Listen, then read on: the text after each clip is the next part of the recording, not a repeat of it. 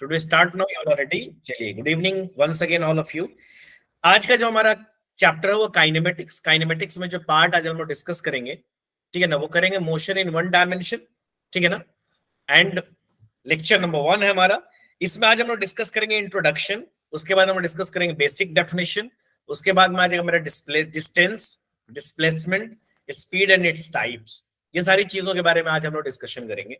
तो सबसे पहले इंट्रोडक्शन की बात करते हैं। तो मैंने बताया काइने मतलब क्या होता है, काइनेमेटिक्स की बात करें, जैसे काइनेटिक एनर्जी है ना, ये सारी चीजों के बारे में बात करें तो काइने मतलब होता है मोशन, और स्टैटिक्स मतलब काइनेमेटिक्स, मेटिक्स मतलब होता है मैकेनिज्म। यानी इस चैप्टर में हम मोशन के मैकेनिज्म के बारे में पढ़ेंगे बेटा।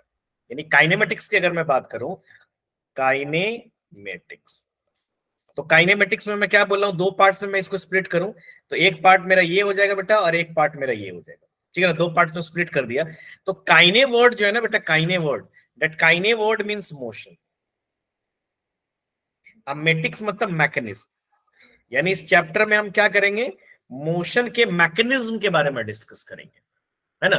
तो सबसे पहला जो इस चैप्टर में आता है ना, सबसे पहला वर्ड वो आता है रेस्ट और मोशन, है ना। जैसे हम बोलते हैं ना, कोई बॉडी रेस्ट में है, कोई बॉडी मोशन में है। तो कब हम बोलते हैं कि कोई बॉडी मोशन में कब है या कोई बॉडी रेस्ट में कब है, आपके हिसाब से कोई बॉडी में कब? होती है तब मोशन में होती है। सर जब यानी जब कोई ऑब्जेक्ट मूव कर रही तो मोशन में, आपके हिसाब से? अगर कोई ऑब्जेक्ट मूव नहीं कर रही तो मोशन में नहीं है।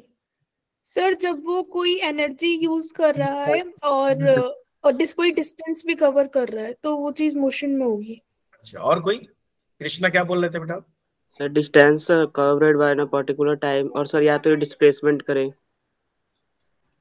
अच्छा, चलो मैं एक एग्जांपल देता हूं। आप मान लो बाइक से, गाड़ी से, कुछ चीज से भी जा रहे हो, है ना, आप ट्रैवल कर रहे हो, बस से भी जा रहे हो, वट एवर इट इज, बस से जा रहे हो, कुछ चीज से भी जा रहे हो, ठीक है ना। तो आप जब जा रहे हो ना, तो आप जब जाओगे तो मान लो मतलब आपके रोड के साइड में ट्रीज लगे हुए, पेड़ लगे हुए हैं।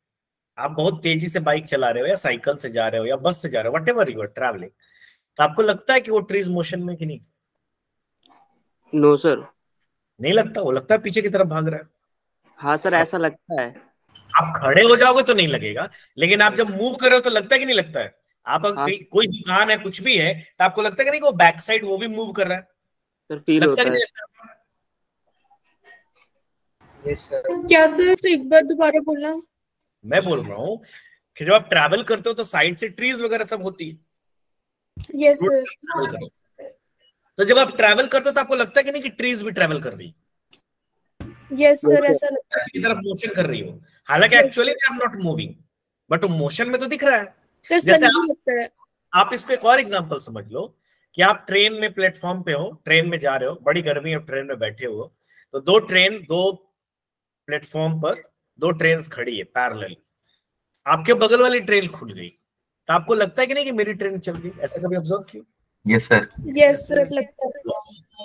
जो लोग ट्रेन में ट्रैवल किए उनको ऐसा लगा, हालांकि आप तो एक्चुअली मूव नहीं किए, लेकिन आपको मोशन में फील हो रहा होगा। जैसे वो ट्रीज के बारे में बोल रहा हूँ, they are not actually moving, but वो मोशन में आपको दिख रहा है। Why it is appearing, why it is appearing that it is in motion? Because their position is changes, उनकी पोजीशन चेंज हो रही है विद रिस्पेक्ट टू सराउंडिंग। किसी भी बॉडी की अगर पोजीशन चेंज होती, जैसे आप मूव कर रहे हो, तो ट्रीज तो ठीक है स्टेशनरी है, लेकिन आपके रेस्पेक्ट में उसकी पोजीशन क्या हो रही है? चेंज हो रही है। चेंज हो रही कि नहीं हो रही? जैसे मान लो यहाँ पर ट्रीज है और ये रोड है, अब आप ट्रैवल कर रहे हो, तो पहले आप यहाँ पे थे, फिर आप यहाँ पर आ गए, फिर आप यहाँ पर आ गए, तो देखो ट्रीज का आपके रेस्पेक्ट में पोजिशन चेंज हो रहा है कि नहीं हो रहा? जैसे जैसे आप आगे बढ़ रहे हो, आपके रेस्पेक्ट में ट्रीज का पोजीशन चेंज हो रहा है। तो जब भी किसी ऑब्जेक्ट का सराउंडिंग के साथ पोजीशन चेंज होता है तो वो कैसा दिखता है आपको? मूविंग दिखता है, मतलब मोशन में दिखता है, मूविंग नहीं कहो, मोशन में दिखता है। और जब किसी बॉडी की पोजीशन सराउंडिंग के रेस्पेक्ट में चेंज नहीं होती है तो वो कैसा दिखता है बेटा? रेस्ट में दिखता है। रेस्ट और मोशन का यही एक्सप्लेनेशन। वो मूव कर रहा है कि नहीं कर रहा? जैसे ट्रीज मूव नहीं कर रहा है, जैसे आप ट्रेन में बैठे हो, आपकी बगल वाली ट्रेन खुली तो आपको लगता है कि भाई हमारी ट्रेन भी खुल गई लग रहा है। जब वो ट्रेन, क्यों? क्योंकि उस ट्रेन के रिस्पेक्ट में आपकी पोजीशन क्या हो रही है? चेंज हो रही है बगल वाले ट्रेन के। Rest is a natural tendency. क्या बोल लो? Natural tendency. नहीं, नेचुरल टेंडेंसी तो है, नेचुरल टेंडेंसी तो रेस्ट में है, हर बॉडी स्टेबल रहना चाहता है। तो जब रेस्ट में कोई चीज रहता है, स्टेबल रहता है, कोई जरूरी भी नहीं है आपको ऊपर के टांग दे, आप रेस्ट में भी हो तभी भी आप अनस्टेबल हो, तो वो नेचुरल टेंडेंसी तो नहीं हुआ।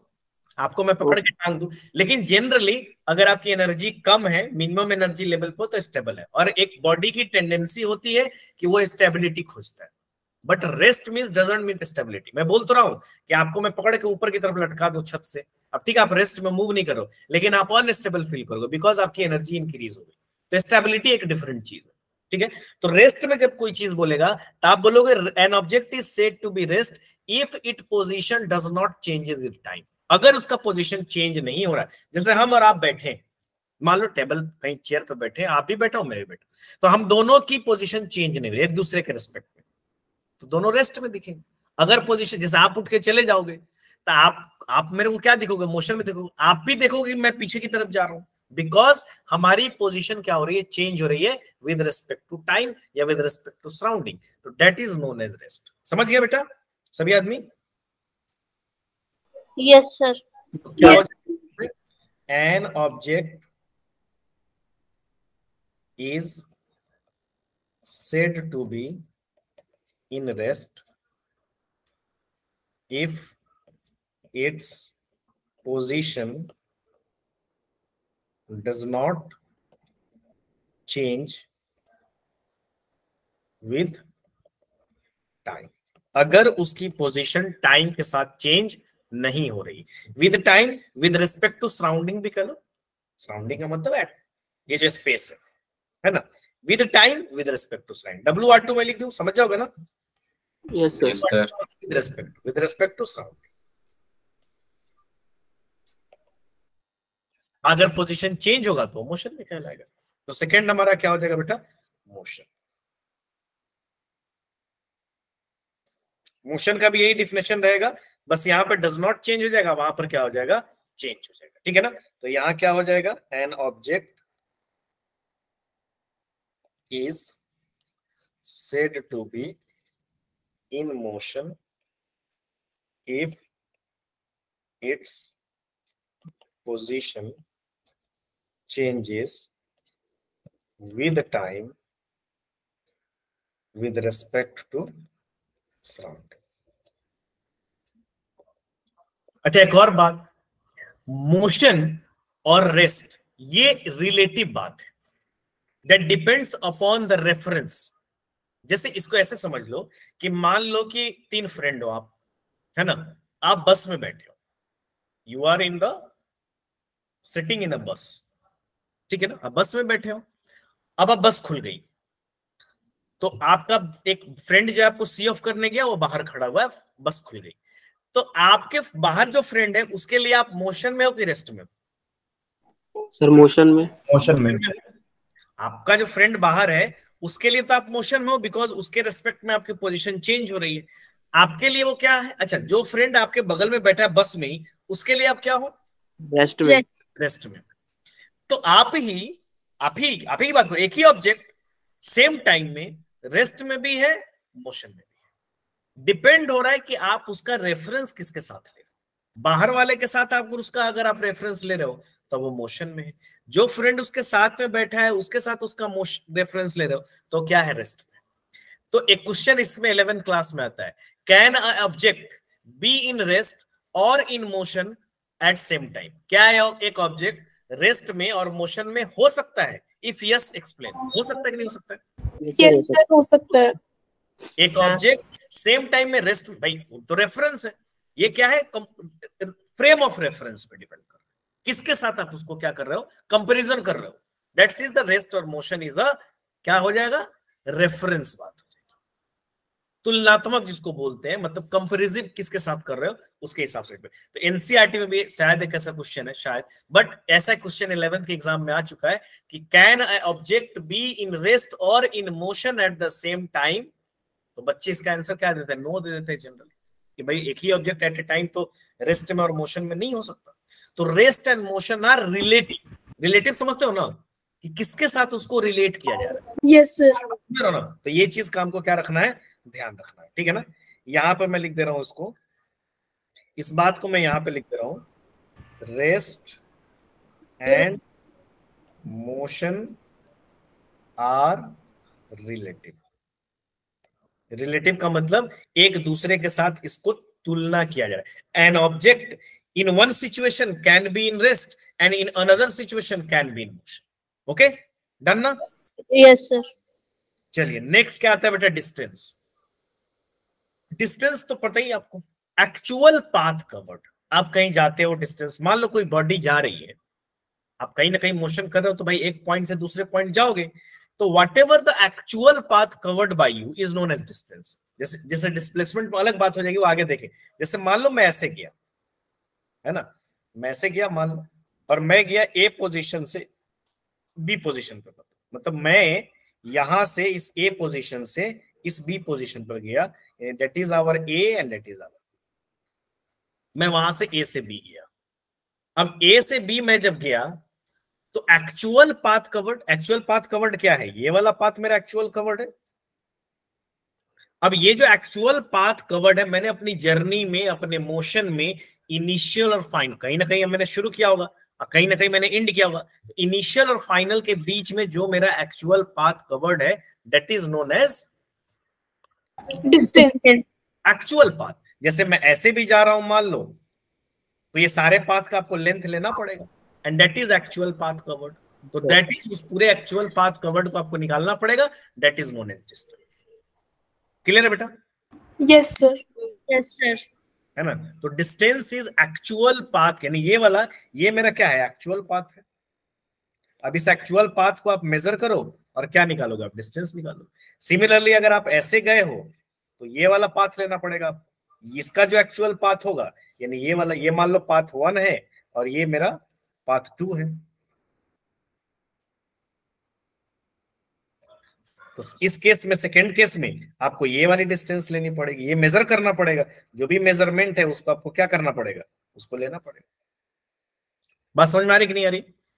ठीक है। अब इसको distance and displacement, actual path ट्रेवर्स bye particles between the initial and final position. Initial और फाइनल पोजीशन के बीच में पार्टिकल के थ्रू जो एक्चुअल पाथ कवर हुआ, वही क्या कहलाएगा, डिस्टेंस कहलाएगा। और डिस्टेंस की ये एक स्केलर क्वांटिटी है। स्केलर क्वांटिटी का मतलब क्या होता है बेटा? कोई डायरेक्शन नहीं होती, है ना। और सेकंड क्या हो जाएगा कि it is only positive value. Distance कभी भी निगेटिव में नहीं होता। कभी सुने हो कि भाई मैं -35 किलोमीटर से आ रहा हूं? No sir. सर पर जब हमने 9th के अंदर क्वेश्चंस करे थे, तो उसके अंदर फोर्स हमने नेगेटिव लिया था। फोर्स एक अलग चीज है, फोर्स की बात नहीं हो रही। Force is a vector quantity. Force can be negative, can be positive, can be zero, but distance की बात करो, डिस्टेंस इज नेवर नेगेटिव। हाँ, पॉजिटिव होगी या जीरो हो सकती है। मान लिया आपने ट्रैवल ही नहीं किया, दैट मे बी जीरो। आप यहीं पे थे और यहीं पे रह गए, तो डिस्टेंस कोई पूछेगा, it can be zero, but distance it can never be negative. Okay sir. Distance कभी नहीं सुने होगे आपको डिस्टेंस माइनस में दिया हुआ। Distance can never be negative, कभी भी नेगेटिव नहीं हो सकता है।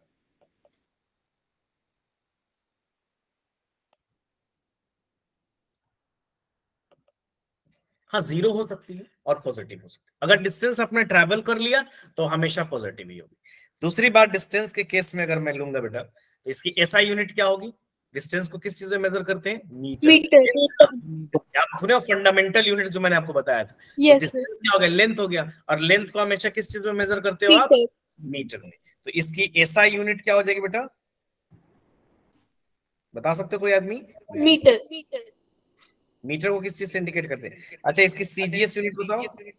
सेंटीमीटर। सेंटीमीटर। क्योंकि लेंथ की सीजीएस यूनिट क्या हो जाएगी? सेंटीमीटर हो जाएगी। इसको हम लोग क्या लिखेंगे बेटा? माइक अनम्यूट कर लीजिए, म्यूट कर लीजिए अपना। ठीक है, सेंटीमीटर हो जाएगी। ये चीजें हमको ध्यान रखनी है डिस्टेंस के बारे में। क्लियर है यहां तक? Yes sir. चलिए अब आ जाइए बेटा, डिस्प्लेसमेंट के बारे में बात करते हैं। डिस्टेंस और डिस्प्लेसमेंट में एक फर्क है। फर्क क्या है कि डिस्टेंस के बारे में मैंने बोला कि the actual path covered by the body, उस बॉडी ने जो एक्चुअल पाथ कवर किए, दैट इज द डिस्टेंस। लेकिन डिस्प्लेसमेंट में मामला गड़बड़ है। डिस्प्लेसमेंट में मेरे को एक्चुअल पाथ से मतलब ही नहीं, ये कह लो कि मेरे को पाथ से मतलब ही नहीं, मेरे को ये मतलब है कि इनिशियल और फाइनल पोजीशन के बीच में शॉर्टेस्ट डिस्टेंस। जैसे अभी मैंने यहां पर जो फिगर बनाया था, एक ए पॉइंट था, एक मेरा बी पॉइंट था, और मैंने कहा कि वो पार्टिकल ऐसे ट्रैवल किया, मान लो, ठीक है ना, थोड़ा ऐसे लेता हूं, ये मान लो ये पार्टिकल ऐसे ट्रैवल किया, यानी इस पॉइंट से ये पार्टिकल जो है ऐसे गई है, यानी ए से ये पार्टिकल गई है बेटा बी पर। तो आपको डिस्प्लेसमेंट में, डिस्प्लेसमेंट की बात होगी तो डिस्प्लेसमेंट में आपको पाथ तो देखना ही नहीं है, आपको क्या देखना है, आपका इनिशियल पोजीशन। मैं क्या बोला हूं, इनिशियल और फाइनल के बीच में शॉर्टेस्ट। इनिशियल पोजीशन कौन है बेटा, ये। फाइनल कौन है, ये। इनिशियल फाइनल यही है ना, that is the initial and that is the final. अब Yes, sir. इनके बीच में मैं क्या लूंगा, शॉर्टेस्ट डिस्टेंस। तो इनके बीच में शॉर्टेस्ट डिस्टेंस कौन होगा, दैट इज द डिस्प्लेसमेंट। यानी ये वाला आपको पाथ से मतलब नहीं भाई, आप देखो इनिशियल, देखो फाइनल, उनके बीच में एक स्ट्रेट मिनिमम डिस्टेंस या स्ट्रेट लाइन कह लो, आप खींच दोगे, दैट इज योर डिस्प्लेसमेंट। यानी इस कंडीशन में डिस्प्लेसमेंट ये हो गया। अगर ऐसे भी पार्टिकल गई होती, मान लो ये पार्टिकल ऐसे ना जाकर अगर ये पार्टिकल ऐसे गई होती, तब डिस्प्लेसमेंट क्या होता, स्ट्रेट लाइन ही होता। सर सेम रहता सर स्ट्रेट लाइन होती है। मैं क्या बोल रहा हूँ, पाथ से मेरे को मतलब ही नहीं है। मैं ये बोल रहा था कि मुझे पाथ से कोई लेना देना नहीं, डिस्टेंस और displacement still same, that doesn't matter, मेरे को पाथ से कोई लेना देना नहीं। यहां जो जब जाएगा, ठीक है, एक और पाथ ले लेते हैं, मैं अगर दूसरा पाथ ही मेरे को दिया जाए, फॉर एग्जाम्पल मेरे को ऐसे दिया जाए, मान लो ये मैंने पाथ ले लिया, अब बताओ डिस्टेंस और डिस्प्लेसमेंट। सर डिस्टेंस वो वाला करली वाला पाथ हो जाता और स्ट्रेट लाइन ए भी स्ट्रेट लाइन। सर डिस्प्लेसमेंट तो सेम ही रहेगा, चाहे आप डिस्टेंस कितना डिस्प्लेसमेंट पे कोई फर्क नहीं पड़ेगा, हाँ डिस्टेंस पे फर्क पड़ेगा। डिस्टेंस में हमको एक्चुअल पाथ लेना है, डिस्प्लेसमेंट में मेरे को एक्चुअल पाथ नहीं लेना है, कोई मुझे मतलब नहीं displacement. I don't want the displacement में मुझे कोई मतलब नहीं, डिस्प्लेसमेंट में मुझे एक्चुअल पे मुझे पहले कुछ पढ़ा है। हाँ बस यहीं से शुरू किया है अक्षय, डिस्टेंस और सर। डिस्प्लेसमेंट, डिस्टेंस और डिस्प्लेसमेंट ओके सर। थोड़ा सा हुआ है बट लेकिन कनेक्ट कर लोगे आप लोग, ठीक है ना,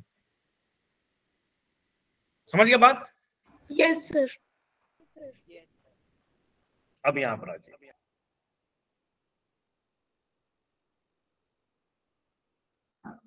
काहे आप लोग लेट से आए हो, सर लिंक ओपन नहीं हो रही सर हमारे पास जो लिंक आया था उससे आपकी क्लास ज्वाइन नहीं हो रही थी, तो हमने फिर बोला, मतलब उनके पास उन्होंने दूसरा लिंक भेजा है। अच्छा ठीक है, ज्यादा देर नहीं हुआ है, ठीक है ना, ज्यादा देर नहीं हुआ, बस करेक्ट कर लोगे आप लोग, थोड़ा देर देगी। तो यहां पर क्या बोल रहा है बेटा, डिस्टेंस और डिस्प्लेसमेंट की मैंने बात किया, देखो यहां पर ये पाथ 1 हो गया मेरा, ठीक है ना, ये वाला मेरा पाथ 2 हो गया, ये वाला मेरा पाथ 3 हो गया, 3 पाथ है ना, पाथ 1 पाथ 2 पाथ 3, ठीक है ना। अब अगर इस तीनों में मैं बात करूं तो डिस्टेंस तो अलग अलग होगी लेकिन डिस्प्लेसमेंट सेम रहेगी। डिस्प्लेसमेंट में मैं बोल रहा हूं कि पाथ से मेरे को मतलब ही नहीं है, अगर जहां पर भी डिस्प्लेसमेंट की बात होगी वहां पर मुझे पाथ से कोई लेना देना नहीं, मैं बस चेक करूंगा कि अच्छा इनिशियल कहां पर है, अच्छा बॉडी का फाइनल कहां पर है, चल भैया उसके बीच में शॉर्टेस्ट डिस्टेंस दे, हमको कोई मतलब नहीं बॉडी का। हाँ जब बंदा डिस्टेंस मेजर करने के लिए बोलेगा then we have to measure actual. इस तीनों कंडीशन में मेरी डिस्प्लेसमेंट सेम रहेगी, और ये किधर से किधर रहेगी, इनिशियल से लेके फाइनल तक डिस्प्लेसमेंट की डायरेक्शन होती है। डिस्टेंस का मैंने क्या बोला है अभी यहाँ पर कि डिस्टेंस क्या होगा, स्केलर क्वांटिटी होगा, क्यों, क्योंकि डिस्टेंस की कोई डायरेक्शन नहीं होती है, लेकिन जब बंदा डिस्प्लेसमेंट की बात करेगा तो डिस्प्लेसमेंट की डायरेक्शन होगी, और डिस्प्लेसमेंट की डायरेक्शन किधर होगी, इनिशियल पोजीशन से फाइनल पोजीशन। यहाँ इनिशियल पोजीशन क्या है ए, फाइनल पोजीशन क्या है बी, हर तीनों देखो, तीनों पे मेरी इनिशियल और फाइनल सेम है, तो भैया मेरा डिस्प्लेसमेंट पे कोई फर्क नहीं पड़ेगा। क्लियर है बेटा यहां तक।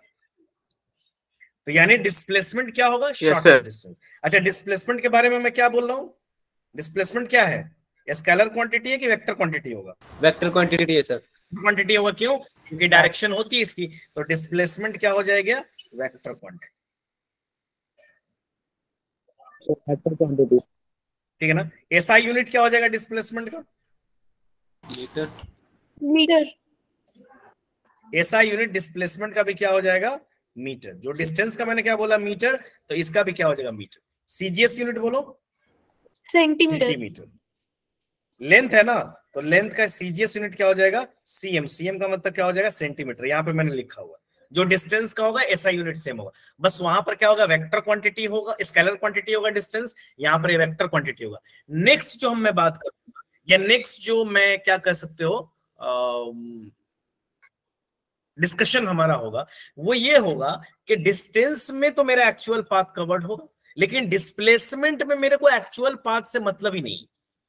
यानी डिस्प्लेसमेंट पाथ फॉलोड पे डिपेंड नहीं करेगा। देखो तीनों, अभी मैंने 3 पाथ लिया, एक पाथ मैंने ये लिया, एक पाथ मैंने ये लिया, और एक पाथ मैंने ये लिया। अच्छा, तीनों पाथ में इनिशियल फाइनल सेम है कि नहीं? Yes sir. तीनों एक कंडीशन में मेरा डिस्प्लेसमेंट बराबर होगा, डिस्प्लेसमेंट इनिशियल फाइनल। यानी डिस्प्लेसमेंट जो है वो पाथ पर डिपेंड करता है कि नहीं करता है? No sir. डिस्प्लेसमेंट जो है वो पाथ पर डिपेंड करेगा कि नहीं करेगा बेटा? मैं ये पूछ रहा हूं आप लोगों से। डिस्प्लेसमेंट नहीं करेगा नो सर। नहीं करेगा सर। जब तक के इनिशियल और फाइनल सेम है तब तक मेरा डिस्प्लेसमेंट पाथ पर डिपेंड नहीं करेगा। हाँ, डिस्टेंस पाथ पर डिपेंड करेगा। तीनों कंडीशन में डिस्टेंस किसकी बड़ी होगी, किस किस वाले पाथ में? थर्ड वाले में। सॉरी, डिस्टेंस तो आप एक्चुअल पाथ लोगे, तो भैया एक्चुअल पाथ तो करेगा। तो डिस्प्लेसमेंट जो है, अगर मैं बात करूं बेटा डिस्प्लेसमेंट की, तो क्या हो जाएगा, displacement does not depends upon nature of path followed. और डिस्प्लेसमेंट हमेशा डिस्टेंस से छोटा और उसके इक्वल ये होगा। आगे हम लोग बात करेंगे। पाथ फॉलोड पे बेटा डिपेंड नहीं करेगा, ठीक है ना? किस पे डिपेंड करेगा? पाथ फॉलोड पे डिपेंड नहीं करेगा। किस पे डिपेंड करेगा? इनिशियल और फाइनल पोजीशन, है ना? तो क्या लिखोगे, it depends on initial and final position. अच्छा, ये करेगा बेटा, डिस्टेंस करेगा पाथ फॉलोड पे, डिस्टेंस करेगा, यस सर। फॉलो करता है सर। डिस्टेंस करेगा। यानी यस डिस्टेंस, सर। डिस्टेंस किस चीज पे डिपेंड करेगा? Distance depends upon nature of path followed. Distance जो है नेचर ऑफ पाथ फॉलोड पर डिपेंड करेगा, लेकिन डिस्प्लेसमेंट नहीं करेगा। दूसरी बात मैंने लिया कि डिस्प्लेसमेंट एक वेक्टर क्वांटिटी है, तो वेक्टर क्वांटिटी है तो इसकी डायरेक्शन किधर से किधर होगी, बता सकते हो आप लोग? सर नेगेटिव, पॉजिटिव या मे बी 0। 0 से पॉजिटिव। डायरेक्शन की बात कर रहा हूँ, डिस्प्लेसमेंट की डायरेक्शन किधर होगी? सर इनिशियल से फाइनल की तरफ। इनिशियल से फाइनल, है ना? तो क्या हो जाएगा, इट्स, यहां पे मैं लिखूं तो मैं क्या लिखूंगा, its direction is from initial to final position. इसकी डायरेक्शन होगी आपको इनिशियल से फाइनल पोजीशन की तरफ। और कोई इश्यूज? डिस्टेंस और डिस्प्लेसमेंट की बात समझ में आ गई आप लोगों को? डिस्प्लेसमेंट जो है, डिस्टेंस के बारे में मैंने क्या बोला कि डिस्टेंस कभी भी निगेटिव नहीं हो सकती, अभी मैंने डिस्कस किया है। क्यों? क्योंकि वो स्केलर क्वांटिटी है, वो वैल्यूज है, ठीक है ना? डिस्प्लेसमेंट तीनों हो सकता है। डिस्प्लेसमेंट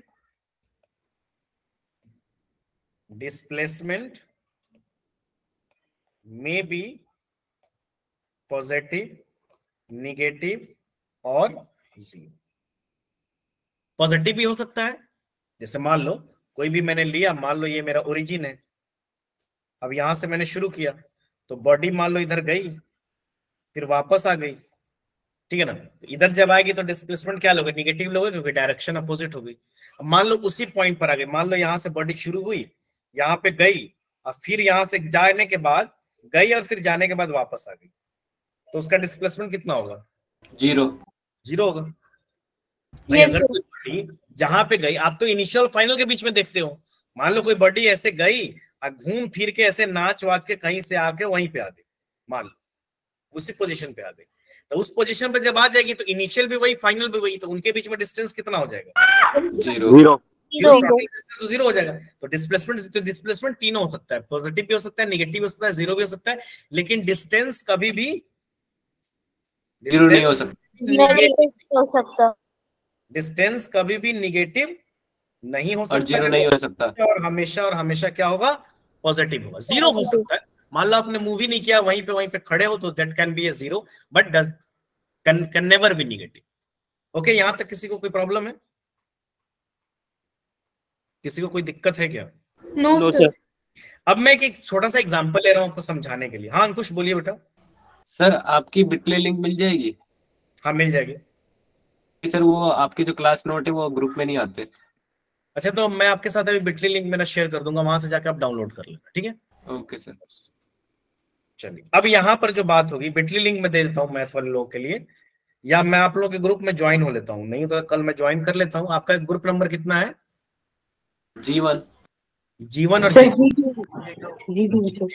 मैं बोल के ज्वाइन हो जाता हूँ उसमें, और तो मैं आपको शेयर कर दूंगा। अब यहाँ पे देख लीजिए, अब यहाँ पे एक और चीज है जो मोस्ट इंपॉर्टेंट है। मैं एक एग्जांपल से बता रहा हूँ आपको। मान लीजिए कि मैंने यहां से यात्रा अपनी शुरू की, जर्नी शुरू की मान लीजिए, और यहां से यहां मैं जा रहा हूँ।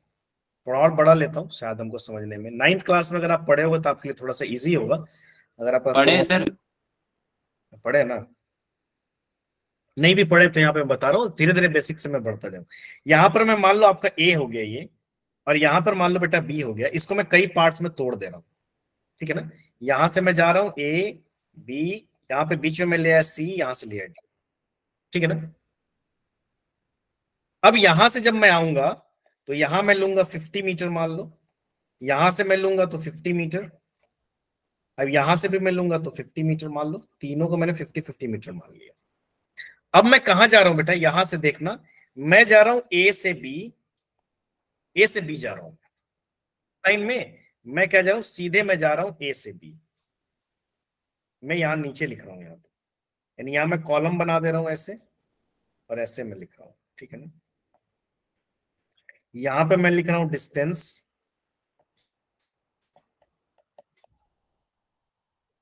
और यहां पे मैं लिख रहा हूं डिस्प्लेसमेंट, ठीक है? पूरा ही लिख दे रहा हूं, डिस्टेंस और डिस्प्लेसमेंट। यहां मैं लिख रहा हूं जर्नी कहां से कहां है। तो मेरी जर्नी गई ए से बी, तो ए से बी जब गई, मान लो मेरी जो जर्नी है यहां से शुरू हुई, और यहां से जाने के बाद कुछ ऐसे जा रही है, यानी ये यहां से शुरू हुई, यहां से ए से बी गई। तो कितना डिस्टेंस मैंने कवर किया? 150। 150। तो कोई प्रॉब्लम नहीं है, बड़ा आसान सा बात है। तो कितना मैंने कवर किया? 150 मीटर। और डिस्प्लेसमेंट भी कितना कवर किया? 150। क्योंकि डिस्प्लेसमेंट में मैं क्या देखूंगा? इनिशियल और फाइनल। तो इनिशियल फाइनल के बीच में अभी भी मेरी डिस्टेंस कितनी है? 150 है। तो कोई दिक्कत नहीं, मेरे को 150 करना पड़ेगा। चलो मैं जो है ना ए से बी जा रहा हूं, और रिटर्न में आ जा रहा हूं डी पर, यानी ए से मैं जा रहा हूं बी, और फिर मैं वापस आ जा रहा हूं डी पर। अब बताओ, उसी पाथ से मैं वापस आ रहा हूं। अब बताओ डिस्टेंस कितना होगा? 200 मीटर।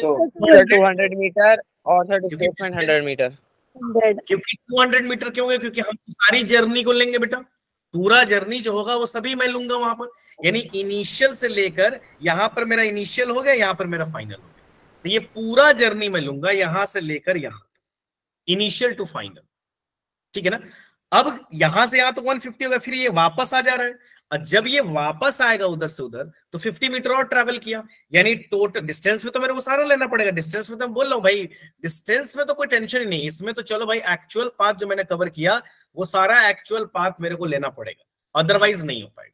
अब यहां पर मैं जब आऊंगा तो यहां पर कितना डिस्टेंस कवर होगा? 150 गया और 50 वापस आया, तो how many distance there cover? 200। लेकिन डिस्प्लेसमेंट में तो मेरे को मतलब ही नहीं भाई, डिस्प्लेसमेंट में मुझे कोई लेना देना नहीं कि कहां तक गया कहां से वापस आया, मुझे उसमें कोई मतलब ही नहीं। डिस्प्लेसमेंट में मुझे कोई मतलब नहीं है कि वो कैसे गया, मैं जस्ट चेक करूंगा बॉडी का इनिशियल कहां पर है भैया, यहां पर है, फाइनल कहां पर है तो डी पर है, इनके बीच का डिस्टेंस हमको देखना है बस। वो कैसे जाके वो 75 वो 100, उससे हमको कोई मतलब नहीं। तो यानी वो कितना हो गया? 100 मीटर। सिमिलरली मैं आगे जाता हूं, आगे मैं जा रहा हूं ए से बी, बी से डी, और डी से आता हूं सी पर। अब डिस्टेंस कितनी हो जाएगी? 250 250 50 क्योंकि गया वापस है, सारा जर्नी अपने टोटल एक्चुअल पाथ आप कवर कर। डिस्प्लेसमेंट कितना हो गया? सर 50 सिमिलरली मैं गया और वहीं पे आ गया, ए से बी, बी से डी, डी से सी, सी से ए। अब डिस्टेंस 300 300 डिस्प्लेसमेंट 0 एक चीज मेरे को समझ में आ रही है यहाँ पर, जो मैं समझ रहा हूं और आप भी समझ रहे होगे, कि एक कंडीशन मेरे को आया है यहाँ पर डिस्टेंस और डिस्प्लेसमेंट बराबर है ना? बराबर एक कंडीशन पे। कब? जब वो ए से बी गया है, उस कंडीशन में डिस्टेंस और डिस्प्लेसमेंट बराबर है। बाकी कंडीशन में क्या हो रहा है? डिस्प्लेसमेंट बड़ा है, घट रहा है। डिस्टेंस बड़ा है, डिस्प्लेसमेंट छोटा है। एक कंडीशन में बड़ा भी है, मैं मान रहा हूं, एक कंडीशन में बड़ा आ रहा है, बाकी जो भी कंडीशन ले लो उसमें मेरे को डिस्प्लेसमेंट कम आ रही है, डिस्टेंस ज्यादा आ रही है। अच्छा, आपके हिसाब से कोई एक कंडीशन आप बताओ जिसमें आपको लग रहा है कि सर इस कंडीशन में डिस्टेंस ज्यादा होने, मैंने डिस्प्लेसमेंट ज्यादा हो जाए। कोई भी एक कंडीशन मेरे को बता दो जिसमें डिस्प्लेसमेंट पॉसिबल नहीं है। पॉसिबल नहीं है। लेकिन आपसे कोई पूछे कि is distance and displacement may be equal? Yes आपका sir. Answer yes sir may be मैं बोला हूं, अगर मैं कंडीशन पूछूं कि किस कंडीशन पे होगा तो आपका आंसर क्या होगा? कि व्हेन ए पे डिस्टेंस सर दोनों वो इनिशियल से फाइनल जाएगा इक्वली। इनिशियल से फाइनल स्ट्रेट लाइन मोशन। इसमें आपको ये कहना होगा ठीक है, when body is travelling straight line motion, जब बॉडी सीधे गई है, कहीं भी मुड़ी नहीं है। जैसे यहाँ देखो, ये सीधे जाता जाएगा, यहाँ से मान लो सीधे जाता जाएगा, जितना स्ट्रेट तुम जाते जाओ, कहीं से भी, यहाँ से तुम शुरू करो, स्ट्रेट जाते जाओ, डिस्टेंस भी वही होगा, डिस्प्लेसमेंट। जहां वो बेंड किया, मुड़ा, कि डिस्टेंस और डिस्प्लेसमेंट तब इक्वल नहीं होगा। सर अगर दोनों एक जगह से चले ही ना तब भी वो दोनों इक्वल ही रहेंगे। तो वो तो कवर ही नहीं किया ना, इक्वल तो है, 0-0 हो जाएगा। मेनली वो आपने कवर बोला ही इक्वल। हाँ, मेनली वो स्ट्रेट लाइन, तो उसको भी क्या लोगे तुम? एक स्ट्रेट पॉइंट ही लोगे, बिल्कुल इन्फिनिटी स्मॉल, नहीं चला, टेंड्स टू 0, यस मतलब वही हो गया। अब वो तो एक, हाँ ठीक है, चला ही नहीं बॉडी, तो एक अलग बात है। बोलिए सर, जो हम प्लैनेट से जैसे सन से लेकर के अर्थ के बीच का डिस्टेंस निकालते हैं, तो वो हमारा डिस्टेंस के थ्रू निकलता है, वो एक तरीके का डिस्प्लेसमेंट होता है। वो हाँ डिस्प्लेसमेंट लेते हैं, हम स्ट्रेट लाइन लेते हैं, सेंटर टू अर्थ के सेंटर से लेके सन के सेंटर तक लेते हैं। ओ अच्छा, वो स्ट्रेट लाइन उससे जो सैटेलाइट छोड़ते तो भी सीधा? हाँ, सीधा हाइट लेते हैं तो स्ट्रेट मेजर होता है, वो रैंडम मेजर नहीं होता है, वो स्ट्रेट लाइन। ओ अच्छा सर।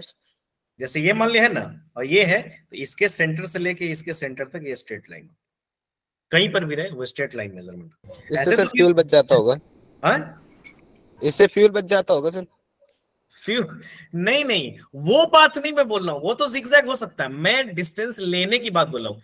जाने के टाइम में कोई जरूरी नहीं कि वो स्ट्रेट जाएगा, वो थोड़ा पाथ कवर हो सकता है। वो तो एक पाथ बनती है, जब स्पेस में कोई जाता है तो वो एक पाथ ट्रेस होती है। जैसे फ्लाइट जाती है, तो फ्लाइट ऐसे तो नहीं कि बिल्कुल स्ट्रेट कवर करती है, वो थोड़ा जिगजैग हो सकता है, depends upon the situation. Air traffic अलग बात हो रही, मैं मेजरमेंट की बात कर रहा हूँ। कि जब भी हम नहीं कहते कि भाई अर्थ का इतना दूरी है सन के साथ, मान लो, तो वो जो मानते हैं हम, वो लगभग वो सेंटर टू सेंटर। सर पर वो ओवल शेप में होता है ना, तो अर्थ कई बार सन से बहुत दूर होती है और कई बार पास में होती है। रेडियस, मीन डिस्टेंस लेते हैं उसका, वो रेडियस मीन रेडियस लेते हैं हम उसका फिर। Okay sir. अब यहां पर बात आ गई, तो इसका मतलब कि मैं एक पॉइंट अगर यहाँ पे लिखूं, तो मैं यहाँ पे लिख सकता हूं कि डिस्टेंस एंड डिस्प्लेसमेंट, यानी मैं यहाँ पे लिखूं तो मैं लिख सकता हूं distance and displacement may be equal. कब हो जाएगा ये equal? Straight sir in a straight line, in a straight motion. हाँ, स्ट्रेट लाइन ऑफ मोशन। यहाँ मे मत लिखिए, विल लिख लीजिए, क्योंकि यहाँ पर तो मे नहीं होगा, यहाँ पर तो होगा ही होगा कंडीशन के हिसाब से। तो यहाँ पर मैं मे नहीं लिखता, मैं विल लिख देता हूँ। Distance and displacement will be equal in case of straight line motion. बाकी कंडीशंस में डिस्टेंस बड़ा होगा, डिस्प्लेसमेंट कभी भी बड़ा नहीं हो सकता है। तो आप लिख सकते हो कि displacement can never be greater than distance, यानी डिस्प्लेसमेंट कभी भी डिस्टेंस से बड़ा नहीं हो सकता है, कभी भी नहीं हो सकता है। अब यहाँ पर हाँ कुछ बोलिए बेटा। सर अगर मतलब कोई दो डिस्टेंस और डिस्प्लेसमेंट अगर स्ट्रेट में मोशन कर रहे हैं तो वो इक्वल होते हैं सर, लेकिन अभी सर आपने वही कंडीशन दी थी कि वो बैक भी हो रहे हैं, इस बैक भी तो स्ट्रेट ही फॉलो कर रहे हैं। ना ना, पूरा पाथ स्ट्रेट नहीं हुआ ना, नहीं हाँ समझे? समझ गया वो एकदम स्ट्रेट में नहीं जा रहा, वो मुड़ गया तो मुड़ गया, तो फिर स्ट्रेट लाइन नहीं हुआ ना, तो बेंडिंग आ गई ना, बेंड तो क्या 180 डिग्री से, तो बेंडिंग आ गया। पूरा पाथ बिल्कुल स्ट्रेट ही जाना चाहिए उसको, वो बेंड कर गया ना बेटा, 180 से बेंड हुआ। हाँ फिर उसके बाद वो स्ट्रेट फॉलो करा, बट बेंड कर गया हो ना, वो बेंड तो किया, मुड़ा तो सही। Yes sir. अब यहाँ पर एक और बात है, मैं ट्रू फॉल्स पूछ रहा हूं। मैं अगर बोलूं displacement is always greater than distance, true है फॉल्स है? फॉल्स। फॉल्स फॉल्स फॉल्स है सर। ऑलवेज तो नहीं हो सकता है भाई, कभी बराबर भी हो सकता है ना? अच्छा मैं बोलूं displacement is always shorter than distance, false. Yes sir. False. Yes नहीं होगा, फॉल्स होगा ये। ऑलवेज नहीं होगा, ऑलवेज शॉर्टर तो नहीं होगा, बराबर भी तो हो सकता है ना, इसलिए ऑलवेज आप नहीं बोल सकते। आप ये बोल सकते हो, आप इसको सिंपली ऐसे लिख सकते हो कि डिस्टेंस या तो ग्रेटर होगा, या तो बड़ा होगा, या क्या होगा बेटा, बराबर होगा। ऐसा समझते हो ना, इसका साइन का समझते हो ना, ये हो गया ग्रेटर या इक्वल। इंसान समझ रहे हो बात, नहीं समझ रहे हो? Yes sir. यानी अगर मैं ऐसे लिखता हूं, अगर मैं सिर्फ ऐसे लिखता हूं बेटा, तो इसका मतलब हो गया ग्रेटर। अगर मैं इसमें ये लगा देता हूं तो इसका मतलब ग्रेटर या इक्वल दोनों हो सकता है। तो इसको सिंपली मैं जो बात बोल रहा हूं ना, उसको मैं ऐसे लिख सकता हूं, डिस्टेंस ग्रेटर या इक्वल देन डिस्प्लेसमेंट। यही बात होगा ना, हाँ या ना, बोलिए तो सही। Yes yes sir. Yes sir. यानी या तो बड़ा होगा डिस्टेंस या बराबर होगा, तो वो बड़ा या बराबर का साइन है, छोटा या बराबर का साइन ऐसे हो जाएगा। ठीक है, चलिए यहां तक कोई प्रॉब्लम किसी को भी? अब यहाँ पर दिया हुआ, चलो यहाँ पर एक बात करते हैं। जैसे मैं एक सिंपल बात बताता हूँ, उसके बाद क्वेश्चन कराता हूँ। मैं आपको एक एग्जांपल देता हूँ यहाँ पे। जैसे मान लो एक बॉडी एक सर्कुलर पाथ में मूव कर रहा है, मान लो, ठीक है ना, यहाँ से एक बॉडी है, ये सर्कुलर ट्रैक्स में मूव कर रहा है। जनरली डिस्टेंस और डिस्प्लेसमेंट का क्वेश्चन सर्कुलर ट्रैक्स ही रहते हैं, सर्कुलर ट्रैक का एग्जांपल बता रहा हूँ। अब यहाँ पर जब बॉडी मूव करे, मान लो इसका रेडियस जो है कितना आर है, मान लो। अब यहाँ से चली और मान लो यहाँ से चलने के बाद वो यहीं पे फिर वापस आ गई ए पर ही। अब डिस्टेंस कितना होगा बता सकते हो आप लोग? 2 पाई आर। की बात होगी तो आपको एक्चुअल लेंथ लेना होगा। तो एक 1 रेवोल्यूशन का, यानी अगर आपका 1 रेवोल्यूशन की बात होगी तो 1 रेवोल्यूशन का टोटल डिस्टेंस कितना हो जाएगा? 2 pi R. 2 pi R sir. 2 pi R. अगर 1 रेवोल्यूशन हुआ तो वो आधा रेवोल्यूशन भी पूछ सकता है भाई, वो 1/4 रेवोल्यूशन भी पूछ सकता है। तो जितना रेवोल्यूशन होगा उससे डिवाइड कर दोगे। मान लिया आधा रेवोल्यूशन होगा तो 1/2 इंटू 2 पाई आर, 1/4 रेवोल्यूशन होगा तो 1/4 इंटू 2 पाई आर। आपको एक रेवोल्यूशन का डिस्टेंस पता लग गया कि हाँ भैया अगर एक कंप्लीट रेवोल्यूशन होगा तो उसका डिस्टेंस कितना हो जाएगा? 2 पाई आर। क्लियर है यहाँ तक तो क्लियर है। अब यहाँ पर जैसे ही बॉडी यहाँ पर मूव करेगी, मान लो, ठीक है ना, यहाँ पे पूरा पर्टिकुलरली मूव कर रही है, तो यहाँ पर डिस्टेंस हो जाएगा 2 पाई आर। अब यहाँ पर अगर मैं वो ये काउंट करूं, क्या कहते हो आप? डिस्प्लेसमेंट कितना होगा? आर रेडियस आर होगा। कैसे आर होगा? नो सर 0 कंप्लीट 0 हो जाएगा, क्योंकि इनिशियल भी वही फाइनल भी वही। तो कंप्लीट में डिस्प्लेसमेंट की बात अगर कोई करेगा तो डेट इज 0। हाँ अगर 2 पाई आर प्लस आर नहीं आना चाहिए? क्यों सर वहां से वहां पे तो अच्छा इनिशियल हमारा ए पॉइंट है, इनिशियल ए है, वो नहीं है। स्टार्टिंग ए से किया हमने तो फिर अच्छा, तो वो ठीक है। स्टार्टिंग यहाँ से, अगर हम सेंटर से स्टार्टिंग करते तो 2 पाई आर प्लस आर लेते। कहाँ से? जो सेंटर से है। यहाँ से? Yes sir. कभी भी 2 पाई आर क्यों आता? आ रहा था आंसर। नहीं जैसे यहाँ से ए से फिर ए पे घूम के, मतलब यहाँ से स्टार्ट करके पूरा राउंड ले लिया, यहाँ से स्टार्ट किया, राउंड लिया पूरा, यहाँ पर यस सर। तब कह रहे आपको पाथ से मतलब ही नहीं बेटा। क्यों सर? वही तो बात है ना, वही तो मैं बोल रहा था, डिस्प्लेसमेंट में पाथ से क्या मतलब है? डिस्प्ले अब चलो आप यहाँ से शुरू किए, यहाँ पे गए, यहाँ पर जाने के बाद यहाँ पर आए, तो आपका इनिशियल कौन है बताओ? ये है ना, यस सर। फाइनल कौन है? यस आपको आप यही पे गए, तो ये डिस्टेंस कितनी हो जाएगी सर? हाँ ये आर हो जाएगी। आर हो जाएगी, तभी भी 2 पाई आर, हाँ distance 2 pi R plus R हो जाएगी। आर गए और 2 पाई आर और कवर किया, तो डिस्टेंस को इसका अगर सेंटर से लोगे तो कोई डिस्टेंस आपसे पूछेगा तब हो जाता है 2 पाई आर प्लस आर। लेकिन डिस्प्लेसमेंट कोई पूछता है इट्स ओनली आर। डिस्प्लेसमेंट तो आपको पाथ से कोई मतलब ही नहीं बेटा, उसमें तो सिर्फ आपको ये चेक करना है कि इनिशियल क्या है फाइनल क्या है। डन ना? ठीक है, समझ गए ना आप लोग? Yes sir. अरे चलिए Yes. बढ़िया बात है। चलिए यहाँ पर आ जाइए। अब यहाँ पर आइए। अब यहाँ पर मैं आपको बता रहा हूँ, यहाँ पर देखिए, यहाँ पर दे रहा a body covers 1/4 part of circular path, calculate the ratio of distance and displacement. 1/4 part, तो मैं एक सर्कल ले रहा हूं बेटा, और इस सर्कल का कितना पार्ट कवर किया उसने? 1/4। इसको 4 पार्ट्स में मैं डिवाइड कर लेता हूं, सॉरी, इसको अगर 4 पार्ट्स में डिवाइड करने की बात होगी तो ये कुछ ऐसा हो जाएगा बेटा, है ना? ये इसका सेंटर हो गया और ये उसका रेडियस हो गया, दैट रेडियस इज आर। अब 1/4 का मतलब यहां से शुरू हुआ यहां पर गया, ऐसे ना 1/4 का मतलब ये ना कि 1/4 हुआ तो यहां तक गया वो, यानी ए से वो यहां तक फाइनली गया बी तक। अब आपसे पूछ रहा find the ratio of distance to displacement, तो सबसे पहले मैं डिस्टेंस निकालता हूं, तो डिस्टेंस कितना हो जाएगा बेटा?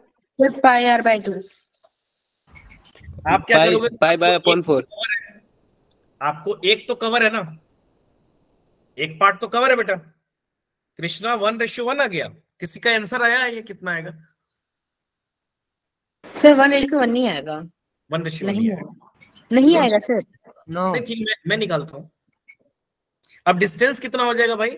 डिस्टेंस एक complete revolution 1/4 into 2 pi r। Yes yes sir. अब यहाँ पर कितना हो जाएगा डिस्टेंस? 1/4 इंटू क्या करोगे बेटा? 2 पाई आर। 2 pi are. अब यहाँ पर आप कट कर दो 2 से, तो यानी आपका कितना आंसर हो जाएगा? Pi R by 2। यही हो जाएगा बेटा। Yes sir. लेकिन answer pi R is two R होगा। है? Pi R ratio R. ठीक है, देख लेते हैं। सर आर अंडर 2 डिस्प्लेसमेंट होगा। मैं कंप्लीट, मैं यहाँ पे कैपिटल आर ले लेता हूँ क्योंकि यहाँ पे कैपिटल आर दिया पाई आर बाई 2। यहाँ तक तो कोई डाउट नहीं है ना?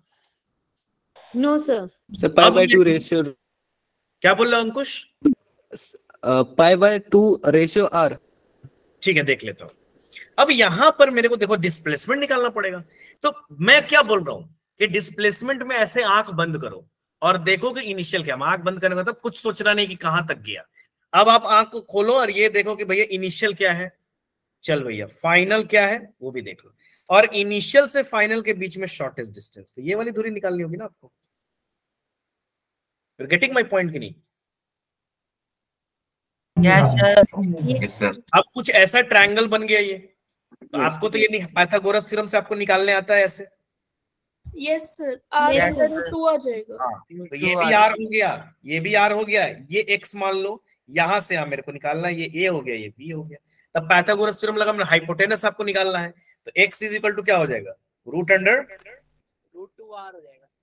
√2r हो जाएगा। यानी आप x is equal to Pythagoras के हिसाब से लोगे तो x इज इक्वल टू हो जाएगा आपका root under r square plus r square, यानी हो जाएगा आपका रूट अंडर 2r स्क्वायर, यानी हो जाएगा आपका r√2। अब दोनों को डिवाइड कर दो। 1:1 उन लोगों का आया होगा जिन्होंने सोचा होगा कि वो सेम नहीं, आपको तो डिस्प्लेसमेंट के लिए तो पाथ लेना पड़ेगा भाई। तो आप आपका डिस्टेंस बाय डिस्प्लेसमेंट क्या हो जाएगा? डिस्टेंस बाय डिस्प्लेसमेंट निकाला ना? हाँ, तो यहां पर मैं निकालू distance divided by displacement. Distance by displacement बताओ बेटा कितना आएगा? Sir pi pi by pi 2 R √2। By 2, और डिवाइड कितना से करोगे? r√2। सही है ना? Yes sir, pi by 2 √2। अब यहाँ पर कितना आ जाएगा? ये r से r कैंसिल हो गया, आंसर हमारा कितना आ जाएगा? Pi by 2√2। क्लियर है बेटा यहाँ तक सभी आदमी को? यस अब समझ गए ना कैसे अप्रोच लगाना है? Yes sir. अप्रोच समझ में आ गया कैसे लगाना? डिस्टेंस जब भी निकालो, एक चीज आपको हमेशा याद रखो, डिस्टेंस जब भी निकालोगे आप एक्चुअल पाथ लो। डिस्प्लेसमेंट में आपको एक्चुअल पाथ को गोली मार देना है सीधे, और आपको लेना है कि भैया मेरे को इनिशियल पकड़ो, फाइनल पकड़ो, उनके बीच का शॉर्टेस्ट, बस बात खत्म। क्लियर है? चलिए नेक्स्ट क्वेश्चन देखिए। सर ये एक बार एक्स वाला समझाने, आपने एक्स कैसे निकाला? बेटा ये पाइथागोरस थ्योरम हुआ ना, यहां देखो, इस नीचे बताता हूं। कुछ ऐसा बना बेटा, ऐसा ही बना था ना वो? Yes sir. तो ये कितना हो जाएगा? ये आर है ना? नहीं समझे? चलो मैं सर्कल ही ड्रॉ करके बनाता हूँ। निश्ता बेटा सर्कल ड्रॉ करके मैं बनाता हूँ। यहाँ पे हो गया, ऐसा था, आपने हाफ 4 पार्ट में गया, आपको ये डिस्टेंस लेना है, सॉरी आपको जो है ये डिस्टेंस लेना है। अब ये क्या हो गया बेटा? ये आर, ये क्या हो गया? आर। Yes sir. तो आप ये राइट एंगल ट्रायंगल बना ना ये वाला? सर बन गया। तो ये हाइपोटेनस हुआ। तो हाइपोटेनस इज इक्वल टू क्या हो जाएगा? परपेंडिकुलर का स्क्वायर। परपेंडिकुलर क्या हो जाएगा? आर का स्क्वायर। और फिर बेस क्या हो जाएगा? बेस भी आर है, परपेंडिकुलर भी आर है। तब ये कितना हो जाएगा? 2r का square is equal to R है, r रूट 2। Get it? समझ में आ गया बेटा? यस सर आ गया। यही चीज मेरे को करनी है। ये क्वेश्चन कई तरीके से आ सकता है, हाफ सर्कल भी आ सकता है। जैसे हाफ सर्कल मान लो, ये क्वेश्चन ऐसा दिया हुआ है कि भैया आधा सर्कल कंप्लीट किया उसने।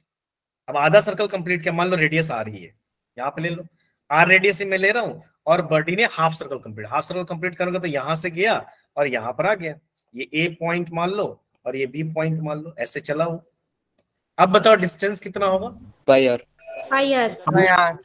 2 पाई आर आधा कर दोगे पाई आर। अच्छा डिस्प्लेसमेंट कितना होगा? 2r। 2r। अब डिस्प्लेसमेंट में तो कोई मतलब ही नहीं। आप देखो इनिशियल पॉइंट, फाइनल पॉइंट, इनके बीच का डिस्टेंस कैसे जाके आया, उससे मेरे को कोई बहस नहीं है भाई। मैं देखूंगा इनिशियल फाइनल इनके बीच का डिस्टेंस, तो r प्लस r। ठीक है, समझ गए? यस सर आ गया। Yes sir. आ गया। You can find out now distance and displacement. Now एक क्वेश्चन दिया हुआ है यहाँ पे दिया हुआ, there are man goes to 50 metre due north. 50 metre हो गया north, 40 metre due east and 20 meter due south to reach a field. What is the distance he has walked to reach the field? What is the displacement from his house? वो अपने house से, कुछ ऐसा बनेगा ना, वो अपने house से निकला। सर डिस्टेंस 110 मीटर और सर डिस्प्लेसमेंट 50 मीटर। तो यहां जाएगा बेटा, ये अपने घर से निकला ना, यहां से निकला मान लीजिए, यहां मैं ले रहा हूं, ठीक है। नॉर्थ में गया तो नॉर्थ में कितना गया? सर हो गया। अब नॉर्थ से जाने के बाद वो ईस्ट में गया। ईस्ट किधर होता है? इधर, इधर, जो भी है, ये ईस्ट हो गया ना। अरे समझ रहे हो आप लोग, नहीं समझ रहे हो? Yes sir. 20 मीटर में कहा आ गया? North, south. साउथ। ये आपका हो गया 50 ना, सॉरी, ये आपका हो गया 50, ये आपका हो गया 40 और ये आपका हो गया 20। तो यहाँ पर फाइनली वो पहुंच चुका है, यहाँ पर वो फाइनली पहुंच चुका है। ए से, यहाँ ए से शुरू किया अपनी जर्नी और यहाँ पर वो फाइनली पहुंच चुका है। तो डिस्टेंस में तो कोई मतलब ही नहीं है। डिस्टेंस तो कोई कहेगा तो बहुत अच्छी बात है भाई, डिस्टेंस में मेरे को कोई प्रॉब्लम नहीं है। क्यों प्रॉब्लम नहीं डिस्टेंस में? सर ऐड कर देंगे, सभी को ऐड कर देंगे। तो डिस्टेंस में तो मुझे कोई प्रॉब्लम नहीं। डिस्टेंस में तो सीधे ऐड कर दो भैया, 50 इधर गया, 40 इधर गया, 20 इधर गया, क्या करना है मुझे कोई टेंशन नहीं। 90, 110 110 आ रहा है। ये सब मीटर में दिया हुआ है तो मैं मीटर में ले रहा हूँ। तो कितना हो जाएगा? 110 मीटर। तो ये आ गया मेरे को distance 110 metre. Sir displacement 50 metre आ रही है। डिस्प्लेसमेंट के लिए देखो, इनिशियल और फाइनल के बीच में आपको निकालना पड़ेगा। ये इसको निकालने के लिए आपको ये साइड चाहिए। अब ये साइड अगर, अच्छा देखो ये पूरा 50 मीटर है, इसको मैं थोड़ा ऊपर करता हूँ तो पाइथागोरस लगे। ये पूरा 50 मीटर है, यहाँ से आज 20 मीटर है, तो ये वाली दूरी कितनी हो जाएगी? ये वाली दूरी 30 मीटर। 30 मीटर हो जाएगी ना ये वाली दूरी? सर 50 मीटर आ रहा है। हाँ 50 आना चाहिए, आएगा 50। ये हो जाएगा 30 मीटर। फिर ये वाली दूरी मेरी कितनी हो जाएगी? 40 मीटर। अब ये दोनों आ गई, अब मेरे को ये निकालना है, तो यहाँ भी पाइथागोरस थ्योरम लगा देंगे। पाइथागोरस थ्योरम कितना लगेगा बेटा?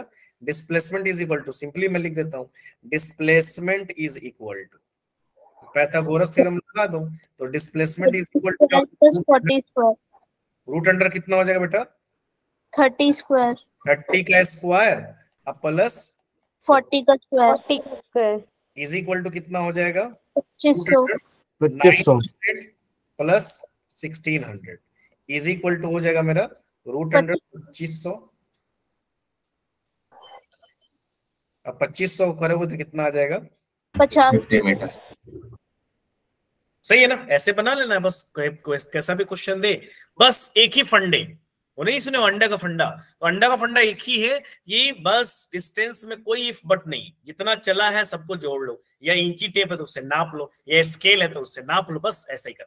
और डिस्प्लेसमेंट में पकड़ो इनिशियल, पकड़ो फाइनल, उनके बीच में एक स्ट्रेट लाइन खींचो और उसको मेजर कर लो, बात करो, ठीक है। चलिए नेक्स्ट देख लीजिए, an athlete completes 1 round of circular track in 40, radius दिया हुआ आर, इन 40 सेकेंड, यानी एक एथलीट है वो सर्कुलर ट्रैक में एक कंप्लीट रेवोल्यूशन, एक सर्कुलर ट्रैक है, ये मान लीजिए सर्कुलर ट्रैक है, ठीक है बेटा, इसका रेडियस जो है इस सर्कुलर ट्रैक का दैट इज आर, इस सर्कुलर ट्रैक का रेडियस कितना है, आर है। अब कह रहा है कि यहां से यहां मान लो ए से वो बी आ रहा है और पूरा एक रेवोल्यूशन कंप्लीट करने में वो कितना टाइम लगा रहा है, 40 सेकेंड।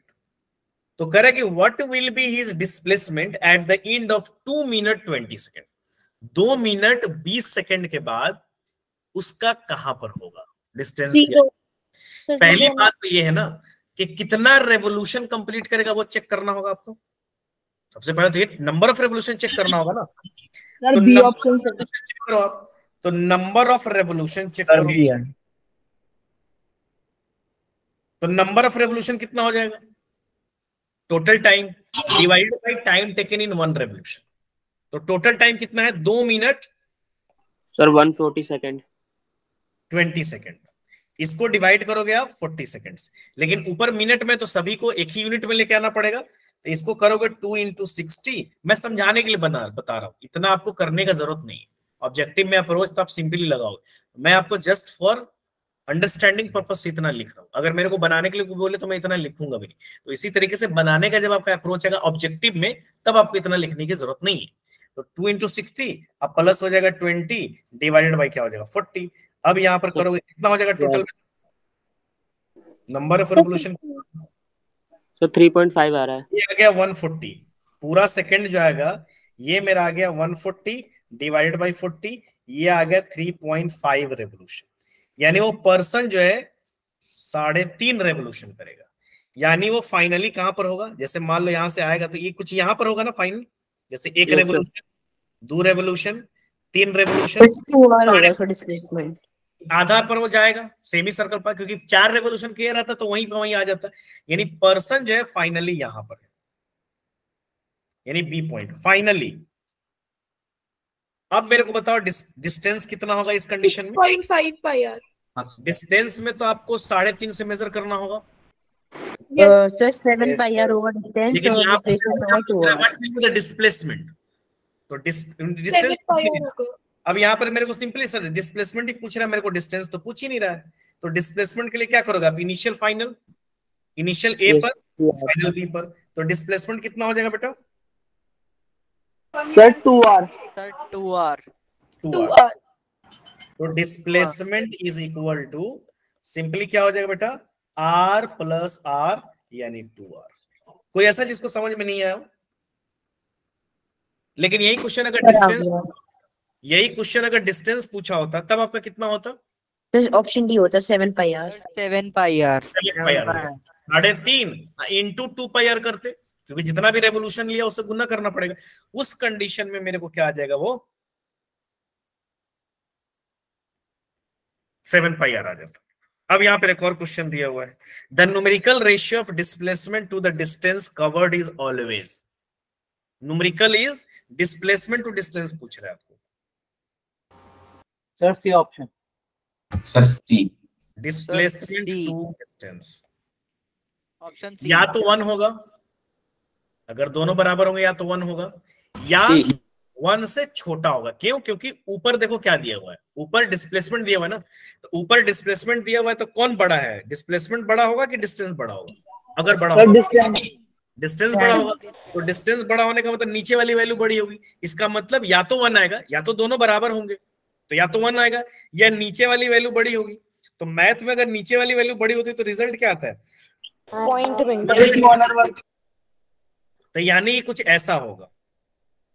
यही आपसे अगर डिस्टेंस बाय डिस्प्लेसमेंट पूछा होता तब या तो 1 या ग्रेटर देन 1, क्योंकि वो ऊपर वाली वैल्यू बड़ी हो जाती फिर नीचे वाली छोटी होती। ये समझना पड़ेगा कि ratio of displacement to distance दिया हुआ है या डिस्टेंस टू डिस्प्लेसमेंट दिया हुआ है, उस हिसाब से हमको क्या करना पड़ेगा, वहां पर काम करना पड़ेगा। क्लियर है ना? तो यहाँ पर कौन सा आंसर हो जाएगा बेटा? सी। अच्छा, यहाँ पे 2 आ रहा है ना। चलिए अब आता है बेटा, अभी इस पे क्वेश्चन और भी है, डिस्टेंस डिस्प्लेसमेंट का तो क्वेश्चन मिल जाएगा आपको, लेकिन मेनली जो क्वेश्चन आता है वो स्पीड वगैरह से शुरू होता है या वेलोसिटी वगैरह से। लेकिन उसके लिए जब से स्पीड के लिए आपको डिस्टेंस और डिस्प्लेसमेंट की जानकारी होनी चाहिए। तो स्पीड क्या है? Rate of distance covered with respect to time, या कह सकते हो कि distance covered by the body in unit second. जैसे मैं बोलूं 30 मीटर पर सेकेंड उसका स्पीड है, तो इसका मतलब मैं 30 मीटर पर सेकेंड बोलूंगा, यानी 1 सेकेंड में कितना जा रहा है? 30 मीटर जा रहा है। यही बात हुआ ना भाई। तो आप कह सकते हो रेट ऑफ डिस्टेंस, किस रेट से डिस्टेंस को कवर है। स्पीड अगर फास्ट होगी तो डिस्टेंस का रेट, कवर करने का रेट क्या होगा? फास्ट होगा। स्पीड अगर स्लो होगी तो कवर करने का रेट क्या होगा? स्लो होगा। तो rate of distance covered with respect to time is called speed. उसको हम क्या बोलेंगे? स्पीड बोलेंगे। तो स्पीड इज इक्वल टू क्या होता है बेटा? रेट। किसी भी चीज का रेट क्या होता है? टाइम्स उसको डिवाइड करोगे तो रेट बिकम्स रेट।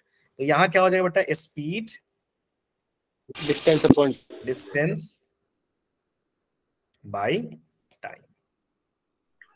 और जस्ट लाइक डिस्टेंस, ये भी क्या होती है बेटा? स्केलर क्वांटिटी होती है, यानी इसकी भी कोई डायरेक्शन नहीं होती, स्पीड की कोई डायरेक्शन नहीं होती। स्पीड में जब डायरेक्शन को हम ऐड कर देते हैं तो क्या बन जाता है? वेलोसिटी। तो वेलोसिटी इज वेक्टर क्वांटिटी, लेकिन जब तक मैग्नीट्यूड में हम उसको एक्सप्रेस करेंगे तब तक वो स्पीड रहेगा। तो speed is a scalar quantity, it has no specific direction. Similarly इसका एसआई यूनिट क्या हो जाएगा बेटा? मीटर पर सेकंड। फंडामेंटल से आप निकाल सकते हो। फंडामेंटल में डिस्टेंस, डिस्टेंस का क्या हो जाएगा? मीटर, और टाइम का क्या हो जाएगा? सेकंड। सिमिलरली सीजीएस यूनिट क्या होगी?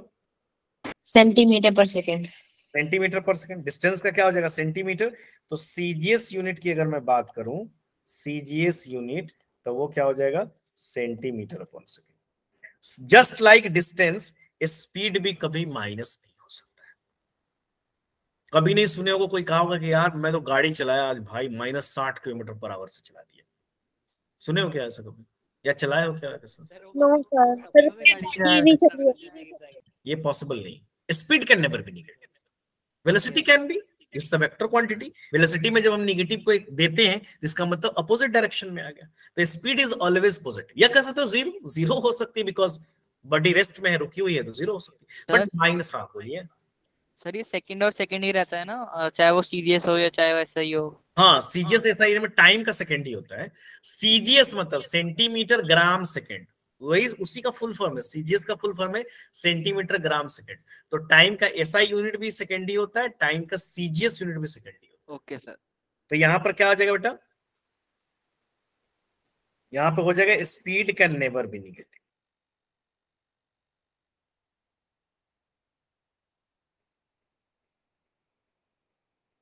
अच्छा, जनरली स्पीड को हम किस चीज में मेजर करते हैं? ठीक है, एसआई यूनिट तो मीटर पर सेकंड होगा जनरली। किलोमीटर पर आवर हर जगह दिखते हो किलोमीटर, गाड़ी में भी रहती किलो। तो जनरली जो स्पीड मेजर होता है जनरली, क्योंकि आप मीटर पर सेकंड में बोलोगे तो डाटा बहुत लंबा हो जाएगा। अब मान लो 60 किलोमीटर पर आवर से जा रही है, अब उसको जरा सेकंड में कन्वर्ट करो, तो इसलिए हम बड़ी यूनिट में रखते हैं। तो यहाँ स्पीड को जनरली हम किस चीज में एक्सप्रेस करते हैं? Kilometre per hour. तो मैं चेंज कर सकता हूँ, यानी किलोमीटर पर आवर को मीटर पर सेकंड में या मीटर पर सेकंड को किलो आवर में मैं बदल सकता हूँ। बहुत जगह हमको चेंज करने की जरूरत पड़ सकती है, तो हम चेंज कर सकते हैं, आगे मैं डिस्कस करूंगा, ठीक है ना उसको। अब आती है बेटा uniform speed. What is the meaning of uniform? इसको कांस्टेंट स्पीड भी आप बोल सकते हो। यूनिफॉर्म का मतलब कांस्टेंट। कांस्टेंट का मतलब क्या होता है? कि स्पीड हमारी चेंज नहीं हो रही, तो चेंज नहीं हुई।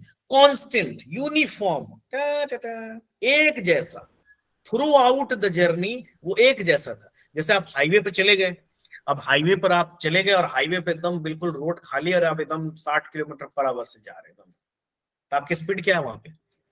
यूनिफॉर्म है, आप एक ही स्पीड। हाँ, अप एंड डाउन अगर होगा, एक्सीलेटर आप नहीं ले रहा हूं, आप एकदम यूनिफॉर्म स्पीड से जा रहे हो, दैट इज द यूनिफॉर्म। आप कम ज्यादा करोगे एक्सीलेटर तो स्पीड कम होगी, ज्यादा होगी, that is non uniform because your speed is changing. तो यूनिफॉर्म स्पीड का मतलब क्या होता है कि इक्वल टाइम इंटरवल में equal distance cover. Yes sir. कि भाई जैसे मैं जा रहा हूं, मान लो मैं हर एक एक सेकंड में 6 मीटर कवर कर रहा हूं। पहला 1 सेकंड में मैंने 6 मीटर कवर किया, फिर दूसरा 1 सेकंड में मैंने 6 मीटर कवर किया, फिर अगला 1 सेकंड में मैंने 6 मीटर कवर किया। इसका मतलब मेरी स्पीड चेंज नहीं हुई, क्योंकि मेरी स्पीड अगर चेंज हुई होती तो या तो मैं कम कवर करता या ज्यादा कवर करता। समझ रहे हो बात कि नहीं समझ रहे हो? मैं हर एक सेकंड में कितना कवर कर रहा हूँ? 6 मीटर। इसका मतलब कि मेरी स्पीड क्या है? कांस्टेंट। क्योंकि अगर घटती बढ़ती तो मान लो अगले सेकंड मेरी स्पीड बढ़ गई तो मैं ज्यादा कवर कर लेता, मैं 8 मीटर कवर कर लेता भाई। मान लो मेरी स्पीड घटती तो मैं 4 मीटर कवर करता हूँ, तो कम ज्यादा डाटा में तो दिखता ही कम ज्यादा, तो वो तो दिख रहा है कि हर इक्वल इंटरवल में मैं इक्वल डिस्टेंस कवर कर रहा हूँ। यही है निशान। और सिंपल लैंग्वेज भाषा में समझने के लिए कि भैया कांस्टेंट स्पीड उसको बोलेंगे जो एकदम कांस्टेंट, ये लो कांस्टेंट, चेंज ही नहीं हुआ, बदला ही नहीं कभी, कांस्टेंट हो गया। बदल गया मतलब नॉन यूनिफॉर्म। तो नॉन यूनिफॉर्म में क्या हो जाएगा भाई? इक्वल इंटरवल में अनइक्वल डिस्टेंस कवर करना। जैसे मैं 5-5 सेकंड का इंटरवल लूं और हर 5-5 सेकंड में वो बॉडी उतना ही डिस्टेंस कवर कर रही है, इसका मतलब कि मेरी स्पीड कांस्टेंट है। अदरवाइज वो कम ज्यादा भी आपका आता। और नॉन यूनिफॉर्म का होगा, इसको वेरिएबल भी बोलते हैं, वेरिएबल का मतलब बदल रही है। तो नॉन यूनिफॉर्म में क्या हो जाएगा कि इक्वल टाइम इंटरवल तो मैं इक्वल ले रहा हूँ, 5-5 सेकंड का ले रहा हूँ, लेकिन वो डिस्टेंस कवर क्या हो रहा है? अनइक्वल आ रहा है। किसी में 7 आ जा रहा है, किसी में 9 आ जा रहा है, किसी में 8 आ जा रहा है, किसी में 20 आ जा रहा है। इसका मतलब कि वो उसकी स्पीड कम ज्यादा हो रही है, फ्लक्चुएटिंग हो रही है। जैसे आप मार्केट में जाते हो तो आपकी स्पीड क्या होती है? फ्लक्चुएटिंग होती है। जनरली तुम्हारी स्पीड नॉन यूनिफॉर्म ही होती है। यूनिफॉर्म तक छोटे से, क्योंकि हम जाते हैं तो कहीं पे मेरी स्पीड ज्यादा होती है, कहीं पे कम होती है, तो ये नॉन यूनिफॉर्मिटी बढ़ा। समझ में आ गया? यहाँ तो कोई प्रॉब्लम किसी को? No sir. तो यूनिफॉर्म का मतलब इक्वल टाइम इंटरवल में इक्वल डिस्टेंस कवर्ड। यहां पर मैं लिख दे रहा हूं equal time interval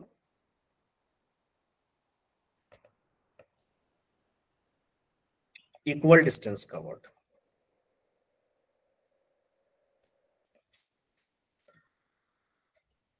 time interval generally छोटा लिया जाता है। जब भी नॉन यूनिफॉर्म स्पीड को मेजर करते हैं नॉन यूनिफॉर्म, तो टाइम इंटरवल हमको छोटा लेना पड़ता है। छोटा टाइम इंटरवल क्यों लेंगे भाई? बड़ा टाइम इंटरवल ले लेंगे तो क्या दिक्कत है?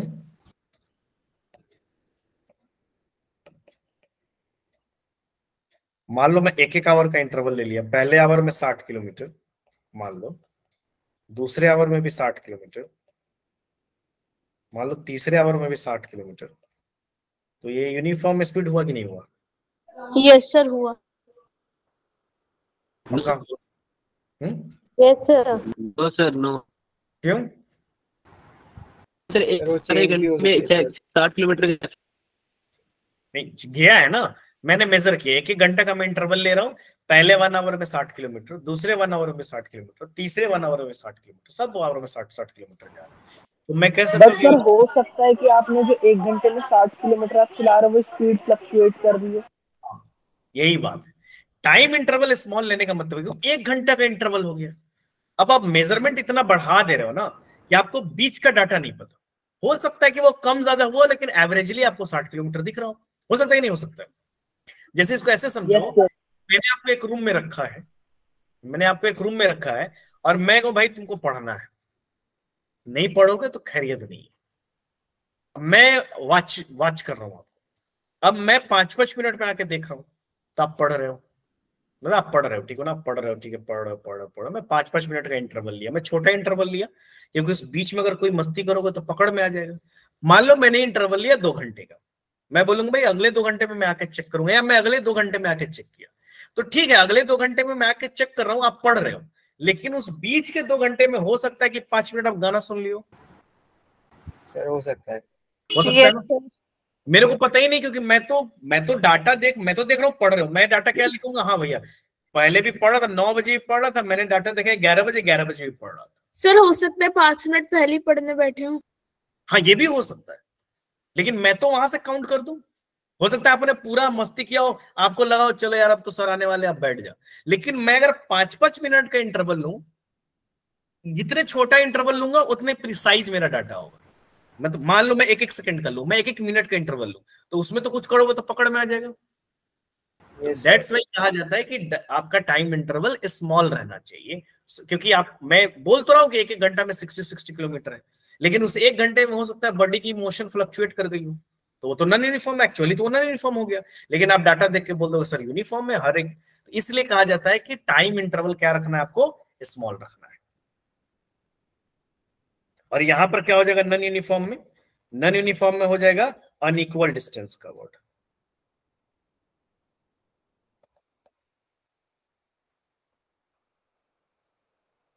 In equal interval of time, time interval आपको इक्वली लेना है।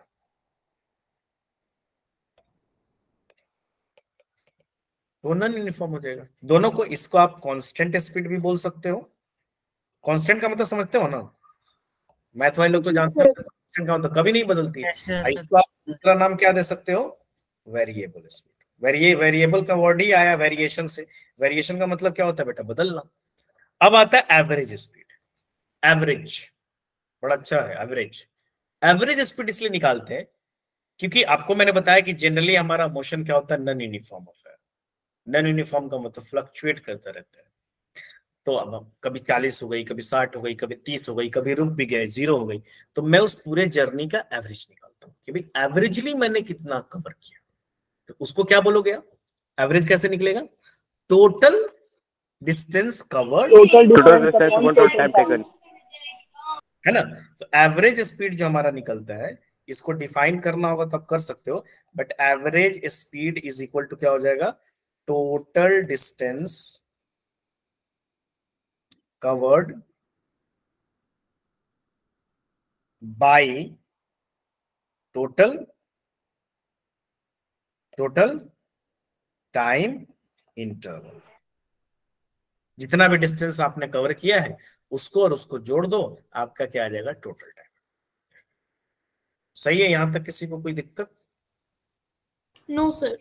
नहीं है ना? जो भी सर ये तो जब आसान है। एवरेज स्पीड का बहुत सारा क्वेश्चन बनता है, एक ही फंडा हमेशा आपको इस्तेमाल करना है। एवरेज कुछ भी रहे, total distance covered by total time, सीधा सा हमको, बाकी इफ बट कुछ नहीं। इससे बहुत सारे फॉर्मूले आपको दिख जाएंगे, लेकिन आप कंसेप्ट इतना ही याद रखो, बाकी फॉर्मूला याद रखने के इसी कंसेप्ट पर सारा चीज बन जाए। Total distance covered by total time, total distance covered by total time. Clear है ना? यहाँ तो कोई प्रॉब्लम नहीं है। सर इसकी यूनिट्स क्या होनी चाहिए फिर? इसकी यूनिट भी मीटर पर सेकंड ही होगी। Okay sir. तो जितने भी टाइप की स्पीड है, यूनिफॉर्म हो नॉन यूनिफॉर्म हो कोई भी हो, उसकी भी यूनिट्स क्या हो जाएगी? मीटर पर सेकंड। अब यहाँ पर आता है बेटा इंस्टेंटेनियस स्पीड। इंस्टेंटेनियस स्पीड क्या होता है? सर ये तो फर्स्ट टाइम सुन रहे हैं। हाँ फर्स्ट टाइम सुनोगे। ये नहीं रहा होगा, मतलब आपको क्या कहते हो, 9th क्लास में नहीं रहा। इंस्टेंट का मतलब ये होता है ना, इंस्टेंट का मतलब लम्हा। एक पर्टिकुलर, देखो आप मान लो यहां से आप अपना जर्नी शुरू किए, मान लो आप यहां से जो है अपनी जर्नी शुरू किए, तो इसमें तो इनफाइनाइट नंबर ऑफ इंस्टेंट है, छोटा छोटा छोटा छोटा इंस्टेंट। आप यहां से आ गए हो, लेकिन मैं एक पर्टिकुलर इंस्टेंट पर आपसे स्पीड पूछ रहा हूं, उसी पर्टिकुलर पॉइंट पर या उसी पर्टिकुलर टाइम पर मैं पूछ रहा हूं। मेरी बात समझ रहे हो कि नहीं समझ रहे हो आप लोग? आप मैं मान लो आप अपने घर से स्कूल जा रहे हो ना, तो उसमें कोई पूछेगा कितने नंबर ऑफ, उस टाइम को कितने पार्ट्स में डिवाइड कर सकते हो? उस टाइम को मान लो आप यहां से आ गए, इनफाइनाइट मतलब बहुत छोटा छोटा सेकंड में जा सकते हो। Yes sir. आप 0.000000001 सेकंड यानी इनफाइनाइट नंबर ऑफ इंस्टेंट आप उसमें बना सकते हो। तो मैं एक पर्टिकुलर इंस्टेंट के बारे में पूछ रहा हूं, यानी एक लिमिट लगा रहा हूं कि भैया मेरे को बस इस पर्टिकुलर टाइम पर या इस पर्टिकुलर पॉइंट पर स्पीड बताओ। एक पर्टिकुलर, मैं पूरे जर्नी का आपसे स्पीड मांग ही नहीं रहा, मैं बस इस पॉइंट। हाँ सर एक बार दोबारा बता देना सर, वो नेटवर्क का इशू चल रहा था प्लीज। मैं ये बोल रहा हूँ इंस्टेंटेनियस वर्ड मैं ये बोल रहा हूँ कि इंस्टेंट मींस क्या होता है? लम्हा। लम्हे गुजर जाएंगे। तो लम्हा है ये, मीन्स कि अगर आप कहीं पे भी जा रहे हो ना, एक छोटे से मान लो 5 मिनट का टाइम में, जैसे अभी हम लोग पढ़ रहे हैं ना 6:30 to 8 PM पढ़ेंगे, इसमें इसको अगर इंस्टेंट में मेरे को बांटना हो, छोटा छोटा टाइम में बांटना हो, तो कितने टाइम हो सकते हैं? इनफाइनाइट नंबर ऑफ टाइम हो सकते हैं। इस पूरे जर्नी को मैं छोटे छोटे पार्ट्स में बांट दूं, इनफाइनाइट नंबर ऑफ जर्नी हो सकती है। तो मैं एक पर्टिकुलर सेकंड का या एक पर्टिकुलर टाइम का आपसे पूछूं, या एक पर्टिकुलर पॉइंट पे मैं आपसे पूछूं भाई इस पॉइंट पर आपकी स्पीड कितनी थी, एक पर्टिकुलर मैंने पॉइंट दिया, टक यहाँ पे मैंने दिया, यहाँ पे मान लो एक पर्टिकुलर पॉइंट है बहुत छोटा, और मैं वहां पे आपको उसका स्पीड पूछूं, तो वो तो एक इंस्टेंट हो गया ना। मैं बस उसी इंस्टेंट का स्पीड पूछ रहा हूँ, मेरे को आगे पीछे का मतलब नहीं। और इंस्टेंट क्या होगा? बहुत छोटा होगा। इंस्टेंट तो बड़ा ले नहीं सकते। बात समझ रहे हो कि नहीं समझ रहे आप लोग? Instant is very very very very small. अब इंस्टेंट इज ऑलवेज स्मॉल। आगे बात समझ में कि नहीं आई? Yes sir. तो इंस्टेंटेनियस स्पीड, हाँ क्या बोल लो?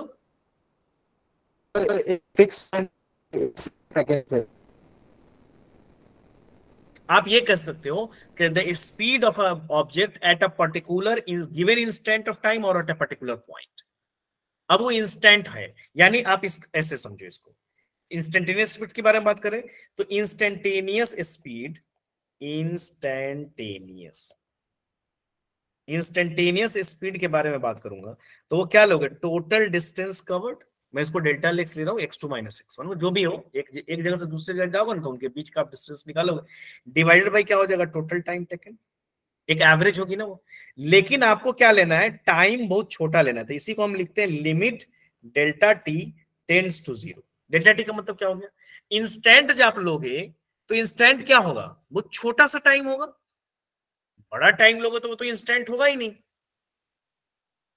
You all are not getting मैं क्या बोलना चाह रहा हूं? देखो अगर मैं 2 सेकंड, तो 2 सेकंड का टाइम तो मैं ले नहीं सकता भाई। 2 सेकंड में तो हजारों इंस्टेंट आ गए, करोड़ों इंस्टेंट हो जाएंगे। उसको मैं तो मैं ये कह रहा हूं कि एक पर्टिकुलर इंस्टेंट, यानी टाइम की वैल्यू इतनी छोटी है, ये डेल्टा टी, एक से दूसरे मतलब बीच का जो टाइम है वो इतना छोटा है, इतना छोटा है, इतना छोटा है कि लगभग 0 के बराबर है। लेकिन 0 नहीं है, क्योंकि आप इंस्टेंट लोगे तो टाइम इंटरवल बहुत छोटा लेना पड़ेगा आपको। बड़ा इंटरवल लोगे तो इंस्टेंट रहे नहीं, वो तो एवरेज में जाएगा भाई। गेटिंग ना? चलो इसको ऐसे समझते हैं, टाक यहां से आ गए आप। अब आपको एक इंस्टेंट लेना है, तो आप इंस्टेंट कैसे लोगे? यहां का वैल्यू और यहां का वैल्यू, यही ना कि इंस्टेंट बनेगा आपका। छोटा छोटा पार्ट ही इंस्टेंट बनेगा ना। अब इसके बीच में कितना इंटरवल है? हालांकि तो मैं दिखाने के लिए बड़ा कर रहा हूं, बट ये इतना भी नहीं होगा।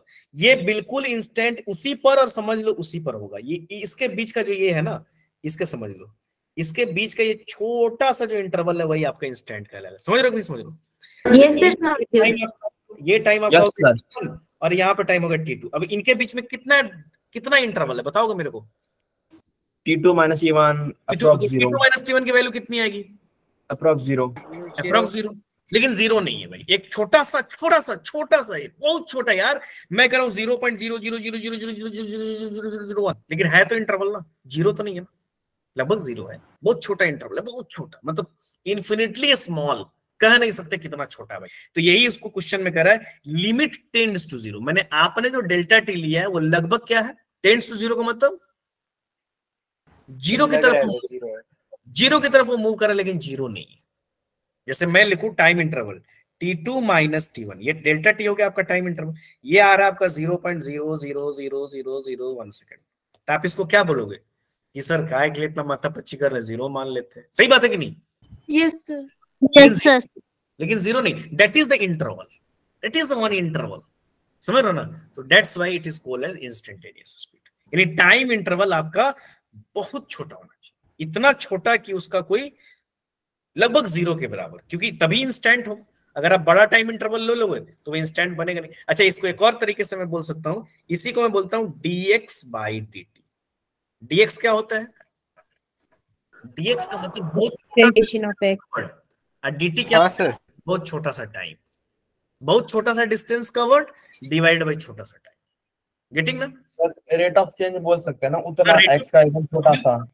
बिल्कुल यही क्या गया, देखो dx/dt आ गया, इसका मतलब क्या आ गया? डिफरेंशिएशन आ गया यहाँ पे, है ना? डिफरेंशिएशन में, और डिफरेंशिएशन किसके रेस्पेक्ट में?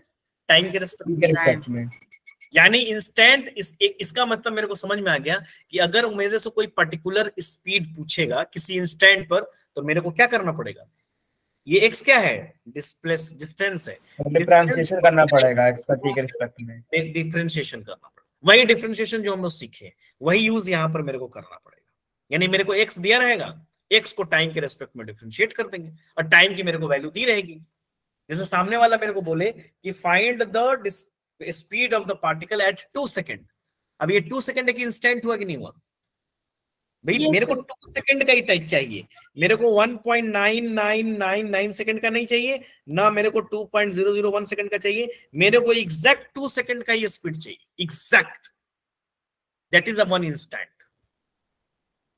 तो अब मेरे को कोई बोलेगा कि भैया find the speed of A particle at 2 second, तो मेरे को इंस्टेंट निकालना होगा। तो इंस्टेंट निकालने के लिए मैं क्या करूंगा, एक्स दिया रहेगा मेरे को, एक्स को टाइम के रेस्पेक्ट में डिफरेंशिएट करना। आपको पता है कि जो वेरिएबल होगा उसी के रेस्पेक्ट में डिफरेंशिएट होगा, तो उस वेरिएबल के रेस्पेक्ट में हम उसको क्या कर लेंगे, डिफरेंशिएट कर लेंगे। जैसे मेरे को एक्स इज इक्वल टू दिया हुआ है, फॉर एग्जांपल अगर मुझे दिया हुआ है x is equal to 2t square plus 5t, तो इसको डिफरेंशिएट करोगे तो क्या करोगे, dx बाई dt, तो dx बाई dt करोगे तो d बाई dt, x की वैल्यू रखो 2t स्क्वायर प्लस 5t। कोई बता सकता है इसका डिफरेंशिएशन कितना होगा?